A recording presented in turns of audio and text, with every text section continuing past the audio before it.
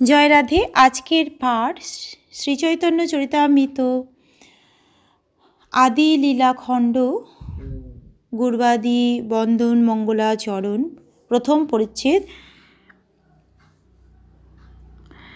হে ভগবান, পরমার্থ বিজ্ঞানের কবি ও অভিজ্ঞ ভক্তরা ব্রহ্মার মতো দীর্ঘ আয়ু প্রাপ্ত হয়েও আপনার কাছে তাদের কৃতজ্ঞতা ব্যক্ত করতে সমর্থ হন না, কারণ আপনি দেহধারী জীবদের সমস্ত অশুভ বিদরিত করে আপনার কাছে যাওয়ার পথ প্রদর্শন করে বাইরে আচার্য রূপে ও অন্তরে পরমাত্মা রূপে নিজেকে প্রকাশ করেন।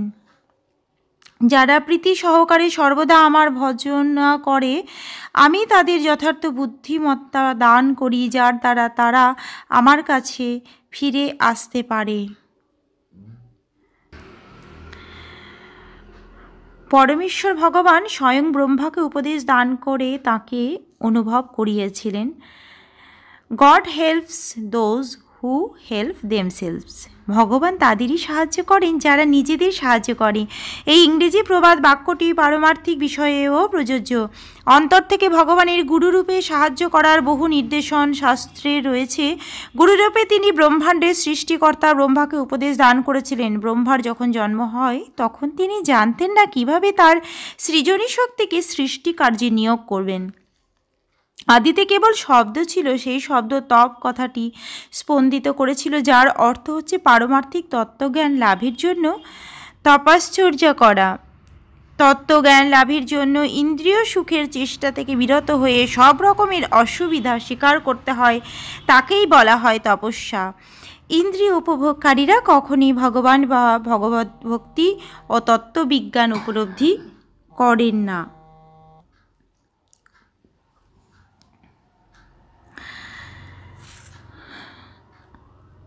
জ্ঞানং পরম গুহ্যং মে যদ্দি জ্ঞান সমন্বিতম সরহস্যং তদঞ্চ গৃহাণু গদিতং ময়া।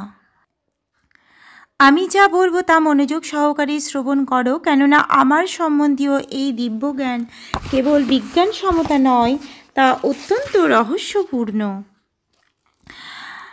আমার অনুগ্রহে তুমি আমার রূপ, গুণ ও লীলা সম্বন্ধীয় তত্ত্বজ্ঞান লাভ করো। ভগবানের অপ্রাকৃত স্বরূপ এক অতি গোপনীয় রহস্য, এবং তার সেই রূপের লক্ষণগুলি জড় উপাদান সমস্ত বস্তু থেকে সম্পূর্ণ ভিন্ন এবং সম্পূর্ণ রহস্যাবৃত। সৃষ্টির পূর্বে কেবল আমিই ছিলাম, এবং সৎ অসৎ ও অনির্বচনীয় নির্বিশেষ ব্রহ্ম পর্যন্ত কোনো কিছুরই অস্তিত্ব ছিল না। সৃষ্টির পরে এ সমুদয় স্বরূপে আমি বিরাজ করি, এবং প্রলয়ের পর আমি কেবল অবশিষ্ট থাকব।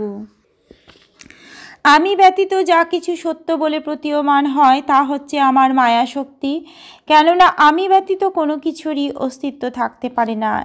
এটি ঠিক অন্ধকারে প্রকৃত আলোকের প্রতিফলনের মতো, কেননা আলোকে ছায়াও নেই, প্রতিফলনও নেই। মহাভূত সমূহ যেমন সমস্ত প্রাণীর ভিতরে প্রবিষ্ট হয়েও বাইরে অপ্রবিষ্ট রূপে স্বতন্ত্র বর্তমান থাকে, তেমনি আমি সমস্ত জড়সৃষ্টির মধ্যে প্রবিষ্ট হয়েও তার মধ্যে অবস্থিত নই। স্থূল জড় উপাদানগুলি যেমন ভূমি, জল, অগ্নি, বায়ু, আকাশ সূক্ষ্ম জড় উপাদানগুলির সঙ্গে মিলিত হয়ে এই জড়জগতের দেশসমূহ সৃষ্টি করে, কিন্তু তাহলেও এই উপাদানগুলি এই দেহগুলির থেকে স্বতন্ত্র। পরমেশ্বর ভগবানের প্রতি দিব্য আসক্তির বিকাশ হওয়ার ফলে শরণাগত জীব সর্বত্রই তার প্রিয়জনের উপস্থিতি অনুভব করতে পারেন, এবং তখন তার সমস্ত ইন্দ্রিয়গুলি ভগবানের প্রেমময়ী সেবায় যুক্ত হয়। তখন তার চক্ষুদয় দিব্য বৃন্দাবনে কল্পবৃক্ষের নিচে রত্ন সিংহাসনে উপবিষ্ট শ্রী শ্রী রাধাকৃষ্ণের যুগলরূপ দর্শনে যুক্ত হয়। তার নাসিকা পরমেশ্বর ভগবানের শ্রী পাদপদ্মের অপ্রাকৃত সৌরভ গ্রহণে মগ্ন হয়, তার কর্ণদ্বয় বৈকুণ্ঠের বাণী শ্রবণে মগ্ন হয়, এবং তার হস্তদ্বয় পরমেশ্বর ভগবান ও তার পার্শ্বদের চরণ কমল আলিঙ্গনে যুক্ত হয়। এভাবেই পরমেশ্বর ভগবান তার শুদ্ধ ভক্তের অন্তরে ও বাহিরে প্রকাশিত হন। এটি ভগবদ ভক্তির অন্যতম একটি রহস্য, যার মাধ্যমে ভক্ত ও ভগবান স্বতঃস্ফূর্ত প্রেমের বন্ধনে আবদ্ধ হন।